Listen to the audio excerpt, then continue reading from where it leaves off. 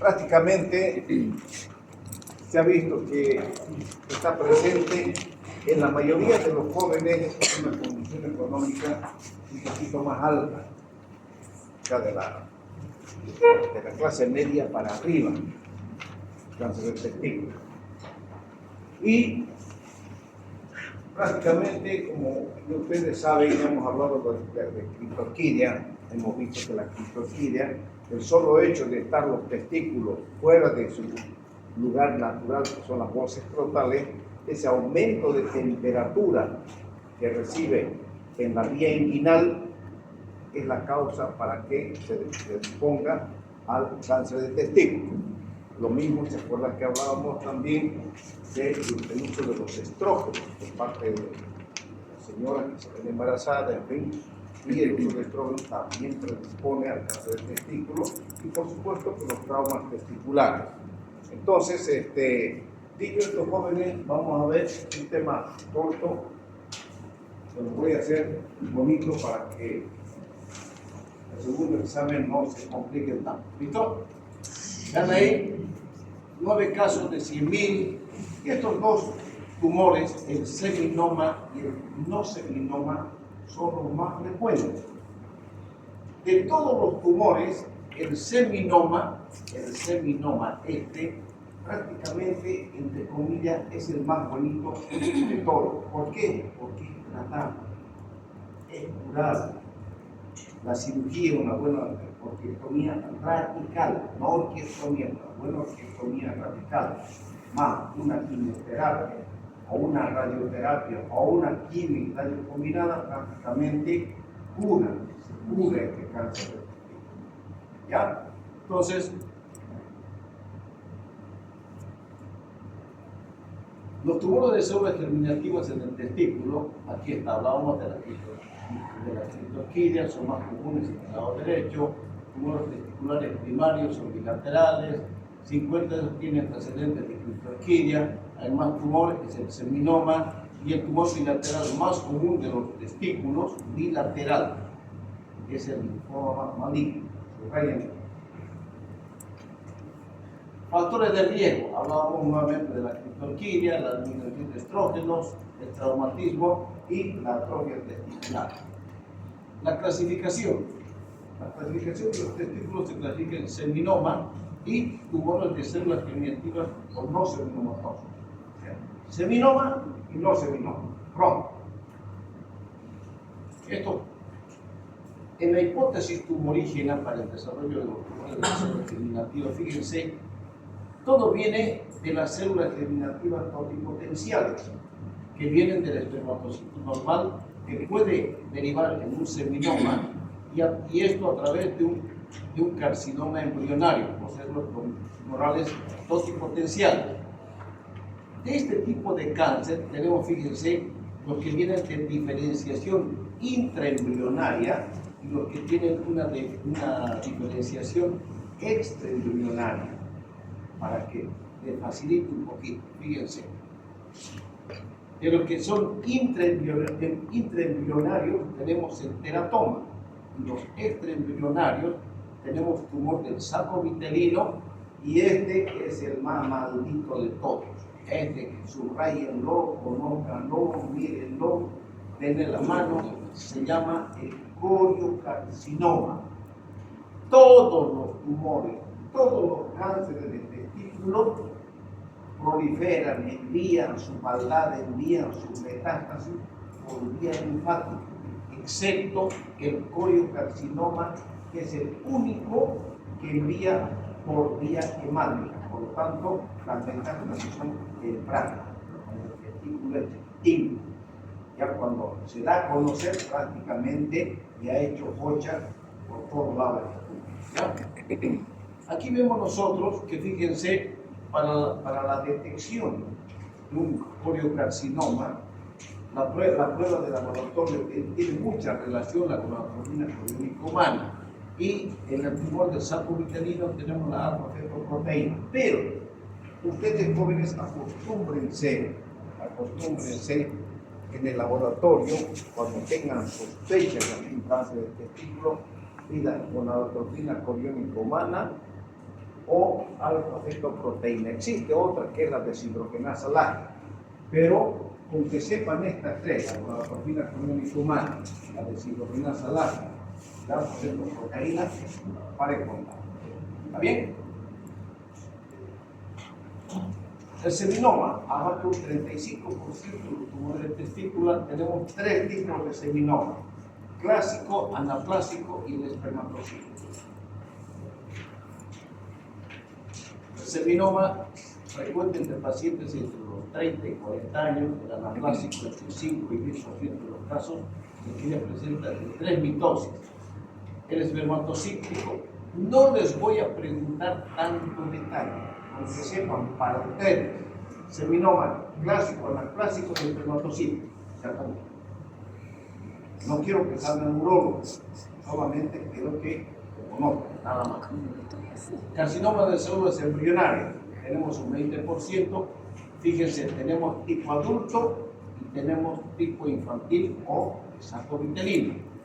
El saco vitelino es el tumor más común de lactantes y niños. Puede presentarse en adultos con tejido mixto y citoplasma maculado. Ya eso. El teratoma, por suerte, ocupa un 5%. Se ven en niños y adultos. Tenemos, fíjense, teratoma maduro y teratoma inmaduro.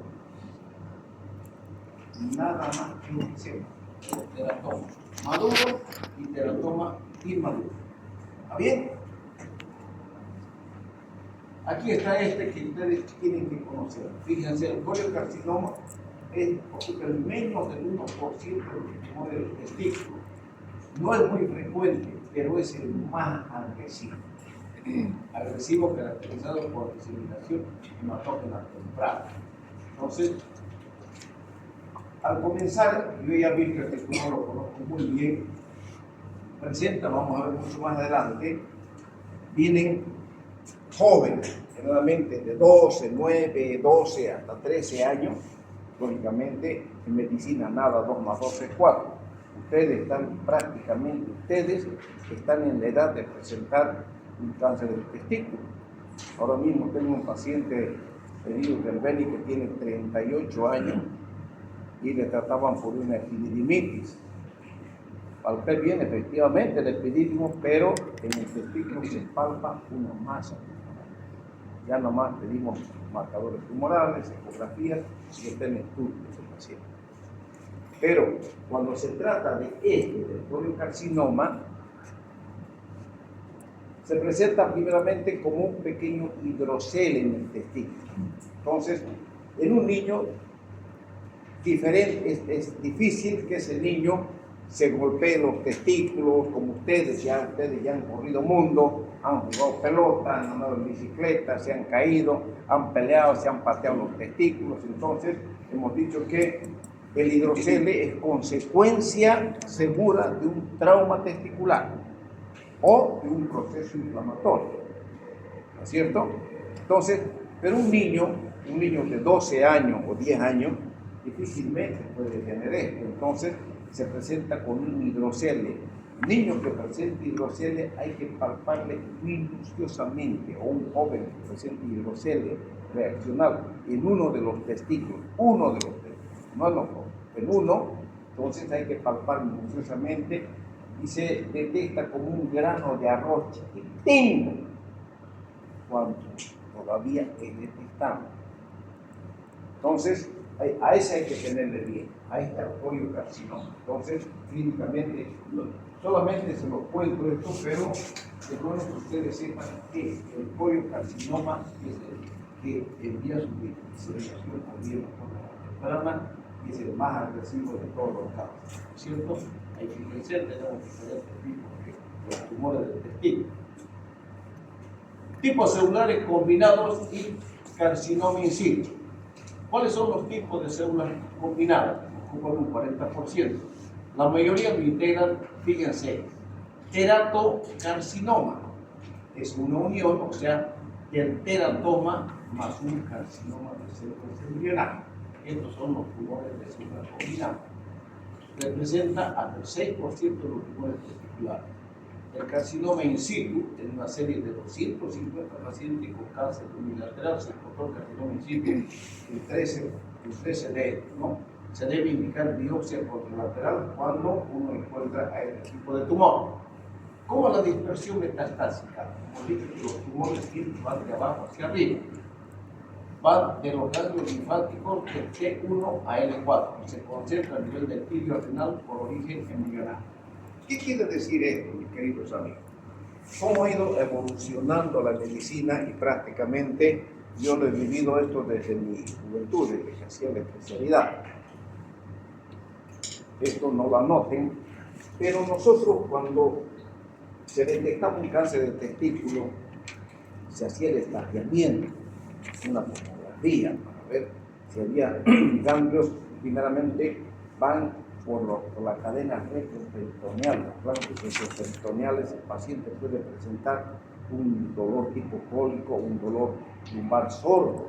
Si hay hidronefrosis, entonces hay que tener mucho cuidado. Una hidronefrosis secundaria, un tumor de testículo, es por compresión de ese ganglio al ureter, y al comprimir el ureter ocasiona una hidronefrosis, ¿cierto?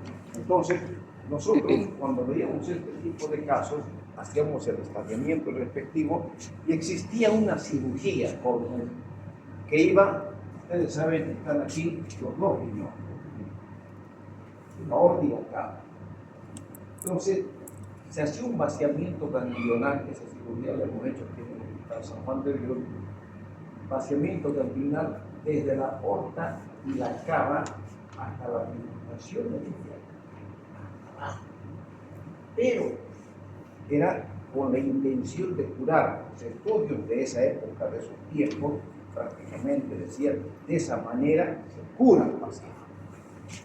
Efectivamente, pero las consecuencias de ese vaciamiento ganglionar eran terribles para los jóvenes.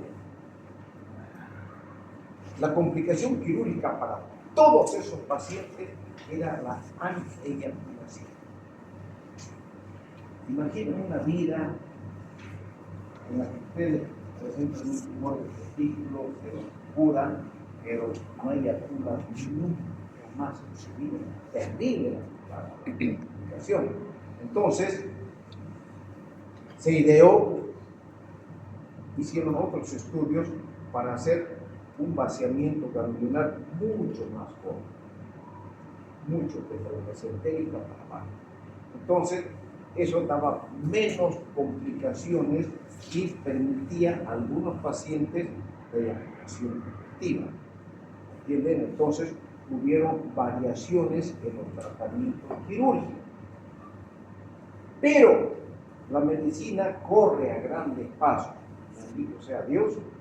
La quimioterapia prácticamente es la que está haciendo el trabajo que nosotros hacemos, nosotros los cirujanos, en este tipo de vaciamiento ganglionario. De que se puede hacer, claro que se hace también, por supuesto, pero ahora ya la medicina moderna nos permite dejar actuar. Primeramente, nosotros diagnosticamos, hacemos la orquiectomía radical. Sacamos el testículo, sacamos todo el cordón y prácticamente haciendo el tratamiento, el estudio con tomografía, enviamos al quimioterapeuta. Los medicamentos quimioterápicos prácticamente hay una infinidad de ellos por los cuales los quimioterapeutas hacen maravillas.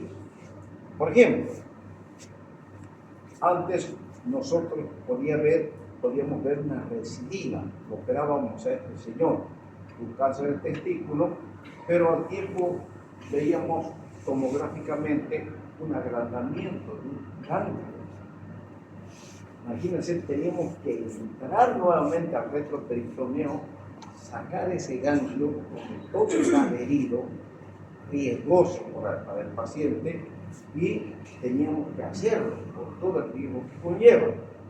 Hoy en día, prácticamente la quimioterapia, si hay recidiva, no hay problema, se lo vuelve a llevar donde quimioterapéutica, hace sus mezcolanzas ahí de medicamentos quimioterápicos y prácticamente hace desaparecer esa recidiva. Adiós, gracias. O sea, adiós. Entonces, La quimioterapia está ayudando de gran manera en el tratamiento del cáncer de testículo. Cáncer. Ya, imagínense, hace años, muchos años, que yo ejerzo la oncología, prácticamente será para unos 20 años que hicimos eso de la profesional. Nunca más volvimos a hacer. ¿Por qué? Porque las directrices que uno va aprendiendo de los congresos de oncología a los que uno asiste, probablemente van variando por las complicaciones que conlleva los pacientes. ¿Está bien? Esto solamente como un cuentito para ustedes, nada. Aquí está la dispersión metastática.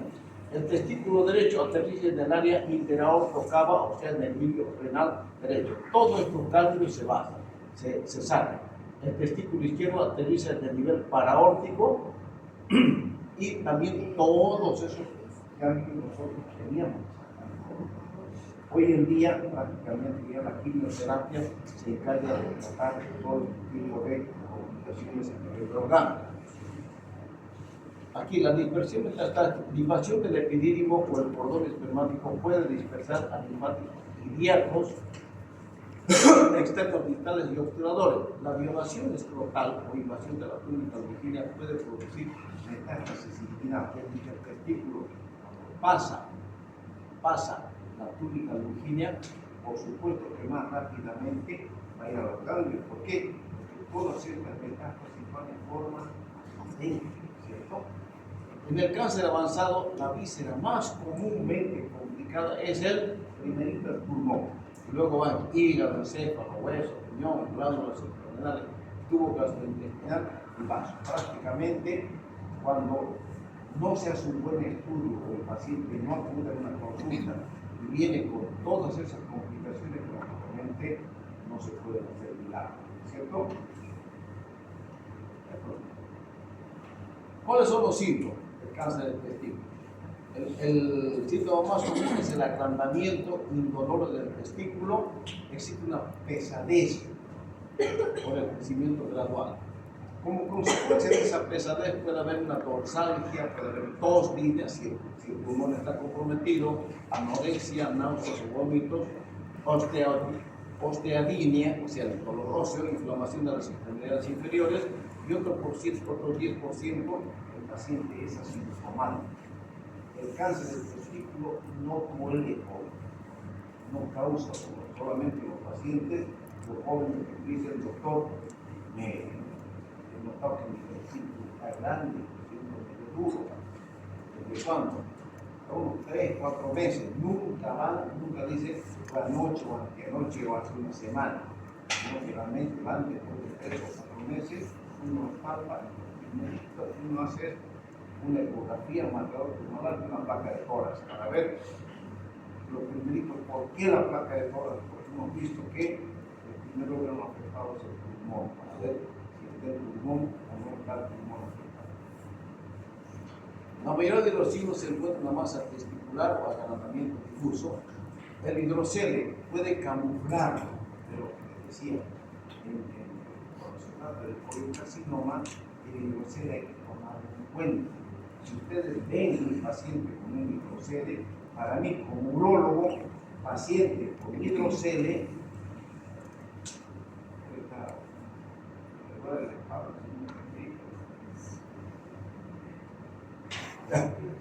entonces, ¿qué estaba?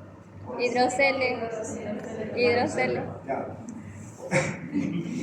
Yo como urólogo, cuando veo un paciente con hidrocele, estoy obligado a palpar el testículo minuciosamente.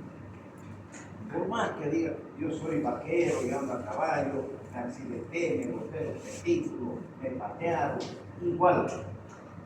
Yo tengo la responsabilidad de palpar minuciosamente los ojos ante cualquier hidrocele.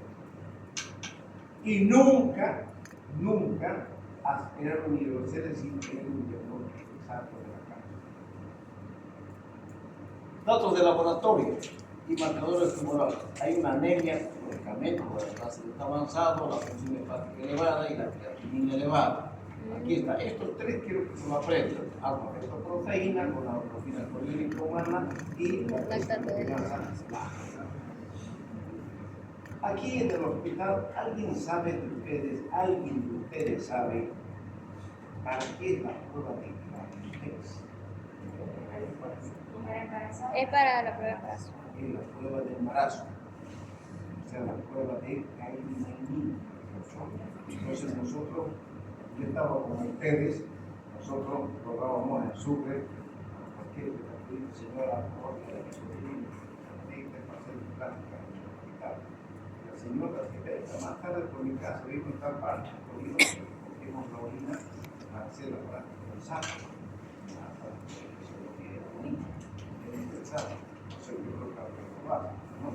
Entonces, y cuando estas pruebas de laboratorio no piensen que son baratas, tienen su costo.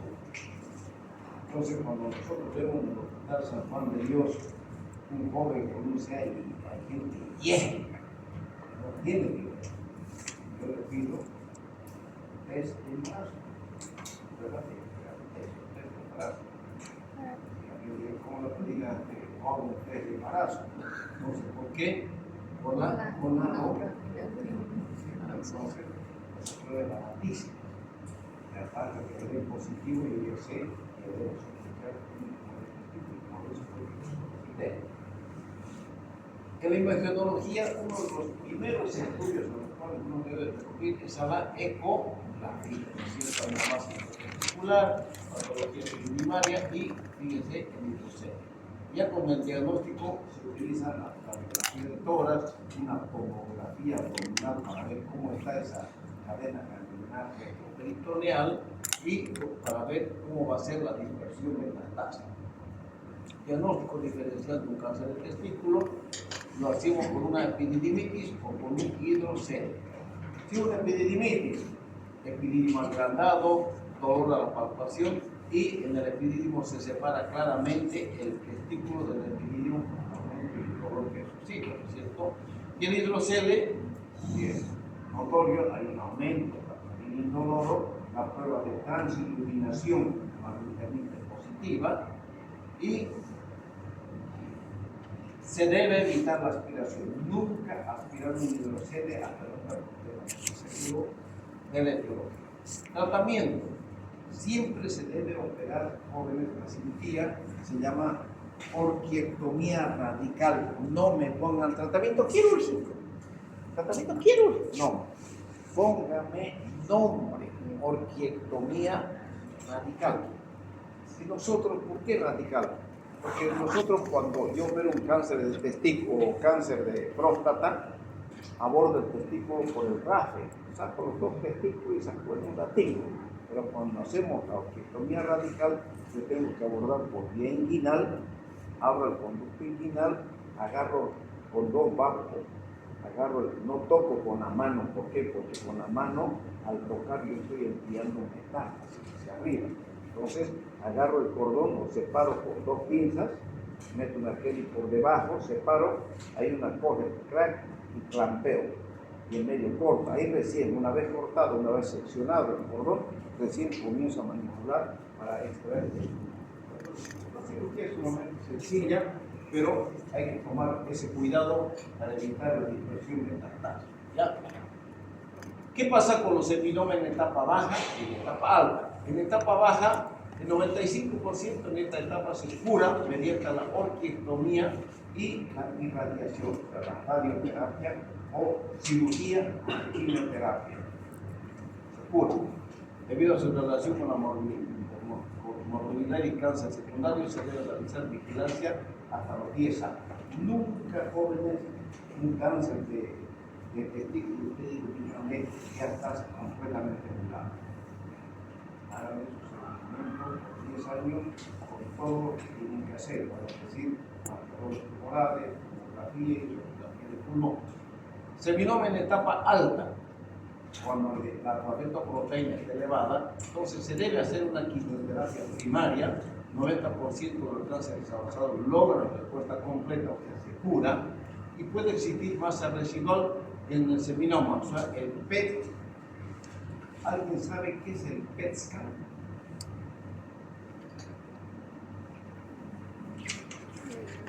No han escuchado nunca. No.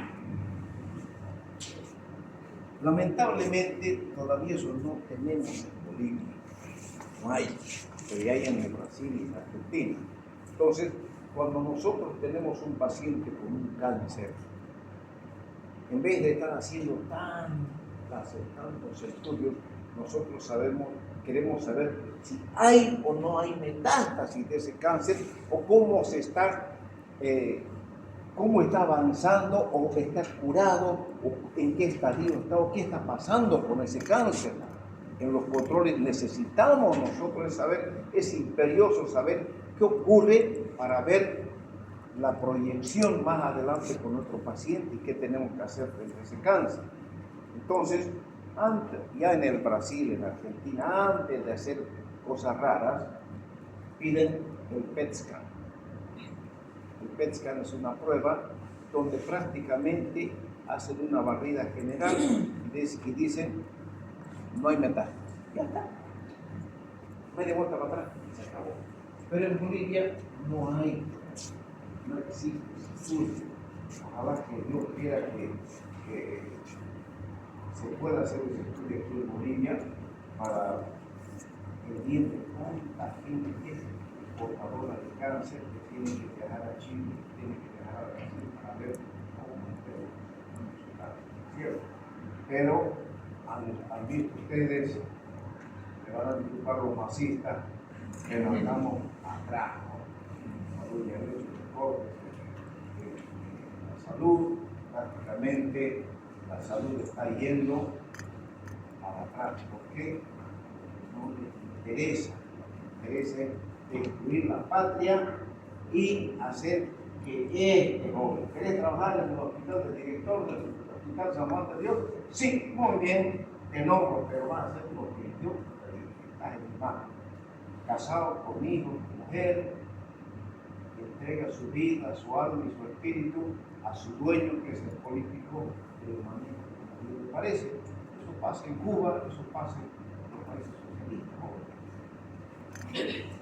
Y nosotros estamos llegando a esa situación. Lo que pasa es que ustedes son jóvenes, no han vivido lo que yo he vivido, no han tenido. La célula germinativa no seminomatosa en etapa baja. El estándar de tratamiento con un tumor es la linfadenectomía retroperitoneal. Estos jóvenes, en algunos países se sigue aplicando, en otros no. Hay una gran opinión divergente en los congresos donde ya no se hace ese vaciamiento ganglionar desde la arteria renal hasta la bifurcación, ya no. Pero sí desde la mesentérica y algunos la siguen practicando. Pero, a Dios gracias, en los congresos se ve que ya la quimioterapia va creciendo a grandes pasos, se descubren nuevos medicamentos en beneficio de todos estos pacientes. ¿Listo? Entonces, hay que hacer una vigilancia, pueden existir recidivas y se han desarrollado regímenes eficaces de quimioterapia para las recidivas. Decía que ya hoy en día ya no entro yo a sacar ese ganglio que creció después de la quimioterapia, ya no. Otra fue la quimioterapeuta, y el quimioterapeuta hace su mezcolanza y prácticamente reduce ese tumores de células germinativas no seminomatosas en etapa alta. Por caso de los tumores con tumor retroperitoneal no seminomatoso presenta una metaplasia, se trata con quimioterapia y combinación primaria con base en platino después de la orquiectomía. Todos tienen que ir a una orquiectomía radical. ¿Se acuerdan que les digo el concepto? Nunca jamás se debe hacer biopsia en cáncer de testículo. Nunca. Siempre uno pide marcadores tumorales. Si los marcadores tumorales normalizan y es evidente una masa residual en imagenología, es obligatoria la resección. Antes de la obligatoria existió burocracia, eso ya cambió. Si no, eso ya va a cambiar. Estoy seguro que para el próximo año esta es obligatoria la recepción, pero ya quiero ya sacarlo. ¿Por qué? Aunque escucho en algunos congresos todavía que algunos ciudadanos digo que son reales para aceptar el proceso de la terapia. Yo no sé a qué entrar realmente semejante retroperitoneo y rosado, tal vez para demostrar su habilidad quirúrgica, pero ¿en qué? En desmedro de la paciente, ¿cierto? Luego la linfadenectomía, si no se normaliza, se llega a utilizar cisplatina, etopósito, pleuricina y fosfamida, y la linfadenectomía retroperitonea. Tumores testiculares diferentes de células germinales. Fíjense, tenemos tres: tumor de células de Leydig, de Sertoli y el gonadoblastoma. Ustedes tienen que aprender esta clasificación. Ya abarcan del 5 al 6% de los tumores. Tumores de Leydig, Sertoli y gonadoblastoma. Las características de los tumores de células de Leydig se presentan entre los 5 y los 9 años, son bilaterales y no llevan relación con la criptorquidia. Son los tumores testiculares más comunes diferentes de las células germinativas. Datos clínicos. Esto quiero que ustedes tomen en cuenta. Pacientes prepúberes muestran virilización. ¿Qué es la virilización? Pacientes prepúberes muestran virilización. ¿Cómo? A ver, imagínense a un niño de 9 años, 8 años con un tumor de esta naturaleza que tenga la barba de este joven, la voz, los vellos. Eso se llama virilización. Tiene consecuencia de un cáncer de testículo. En el laboratorio incluyen esto, sí que tomen y subrayen: aumento de los 17 citosteroides y estrógenos elevados. Tratamiento: orquiectomía radical. La concentración de 17 citosteroides ayuda a diferenciar entre benignidad y malignidad. Se recomienda la linfadenectomía peritoneal en este tipo de cáncer. Tumores de células de Sertoli son muy infrecuentes, representan menos del 1% de los tumores. Frecuente entre menos de un año y entre 20 y 45. Se presenta con una masa testicular, que es la más común. Hay virilización en niños y posible ginecomastia en 30% de los adultos. ¿Qué es la ginecomastia? Tratamiento: orquiectomía radical y la linfadenectomía retroperitoneal en el cáncer. El gonadoblastoma, 0,5% de tumores testiculares, se ven casi exclusivamente en pacientes con disgenesia gonadal, más común en menores de 30 años. Microscópicamente se observan células de Sertoli, células intersticiales y germinativas. Tratamiento: orquiectomía radical, en la elección, y se recomienda gonadectomía contralateral. En estos casos jóvenes se hace también el estudio de cariotipo, o sea, la identificación del sexo del paciente. ¿Entiende? ¿Por qué? Estamos viendo que puede haber una disgenesia gonadal en este paciente. Puede haber, claro que sí. Entonces, por eso es que se hace una gonadectomía contralateral, se sacan los dos testículos. Cuando se hace previamente el paciente, o sea, no es tan sencillo como cree. El linfoma es el tumor más común en varones mayores de 50 años. Es un tumor secundario, representa 5%.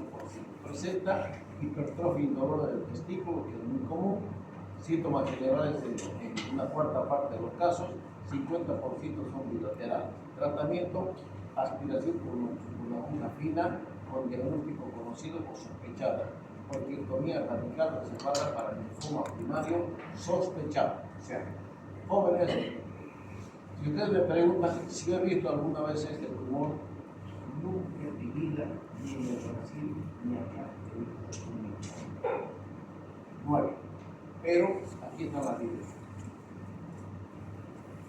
Tumores de células germinativas extragonadales. Fíjense, son tumores raros, representan solamente a Dios gracias el 3% germinativo. Tenemos en el mediastino, retroperitoneo, área sacrotoxicia y a nivel de la glándula pineal. Presentación depende del sitio y volumen de la enfermedad, afecta la afectación mediastinal y afecta el pulmón, y también tenemos tumor pineal. Tratamiento: el seminoma de volumen bajo es tratado con radioterapia y el de volumen elevado con quimioterapia y excisión quirúrgica radical. Entramos a hablar de tumores de pene, que ustedes ya prácticamente lo conocen y hemos visto las imágenes. Representa menos del 1% del cáncer en el hombre. Hay variación marcada en ambos. O sea, el cáncer de pene, jóvenes, es propio de gente humilde, gente pobre. Nosotros aquí vemos harto cáncer de pene. ¿Por qué? Por la falta de higiene. El esmegma es la causa número 1 de cáncer de pene en el hombre. A ver, vayan ustedes a conocer un campesino de esos pollitas allá perdidos en el altiplano. ¿Ustedes creen que ellos se bañan todos los días como ustedes? No. ¿Ustedes creen que tienen la suficiente formación cultural para decirle, a ver, hijito, mostrarme si pela o no pela? Lo primero que hacen las mamás es ver que todo esté bien cuando nace un niño, ¿no es cierto? Los testículos, que el penecito pele bien, en fin, que vaya el prepucio para atrás. No les interesa. Si hay fimosis, entonces ese esmegma nunca salió de adentro y es la causa número 1 de cáncer de pene en el hombre. Por eso es que en los judíos no existe el cáncer de pene. ¿Por qué? Porque a todos los judíos hacen la circuncisión, ¿cierto? O vulgarmente digo, el mocho. Entonces, por eso no existe.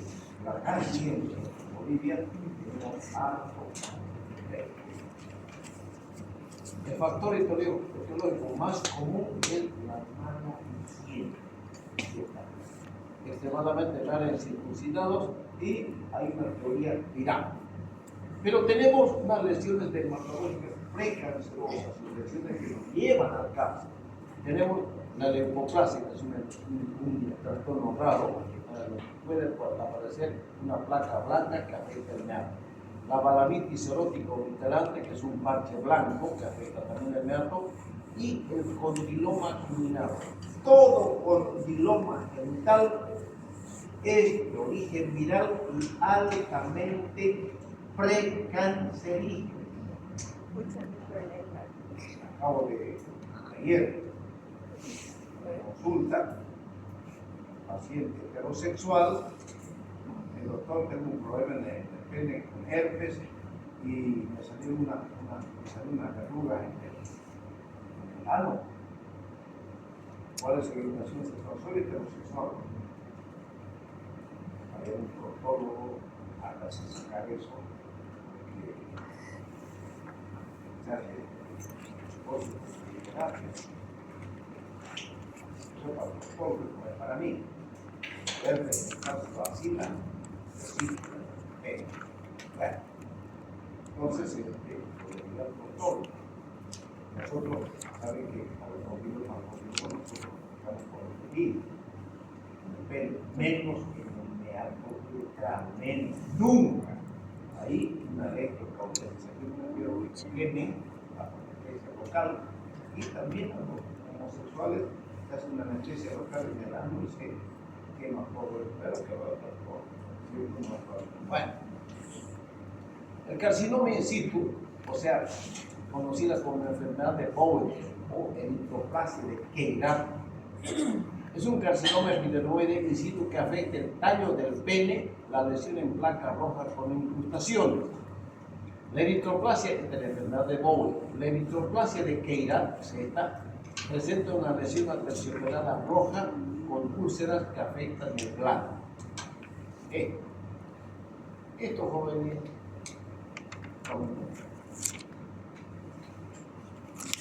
el carcinoma invasivo de pene, Hizo dudas y respuesta ya.